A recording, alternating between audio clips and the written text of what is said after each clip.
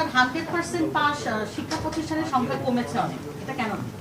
প্রশ্নটি হলো যে এই প্রতিষ্ঠানগুলোর মধ্যে সরকারি অনুদান প্রতিষ্ঠানগুলো অর্থাৎ এমপি মুক্ত আছে কিনা আর একেবারেই কমিউনিটি বেশি এই ধরনের ধন্যবাদ। শেষের প্রশ্নের উত্তরটা প্রথম দিই। 100% যারা পাস করেনি সেই স্কুলের প্রধানদের গিয়ে আপনি জিজ্ঞেস করুন, তারা বলতে পারবে তাদের স্টুডেন্টদের কেন পাস করলো না। ধন্যবাদ আপনাকে।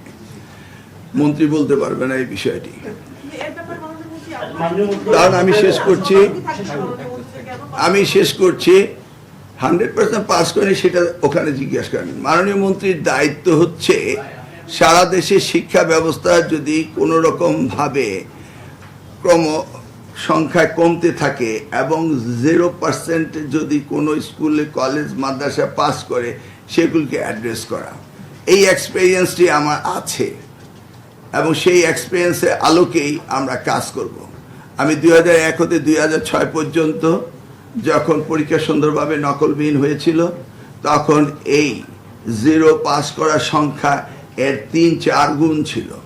সেটা ক্রমান্বয়ে কমে এসছে এবং সেই ব্যবস্থাগুলো আমরা অতীতেও নিয়েছি, বর্তমানও নিব ইনশাআল্লাহ, এবং আপনারা দেখতে পাবেন সেগুলি আস্তে আস্তে ভালো করছে। ধন্যবাদ।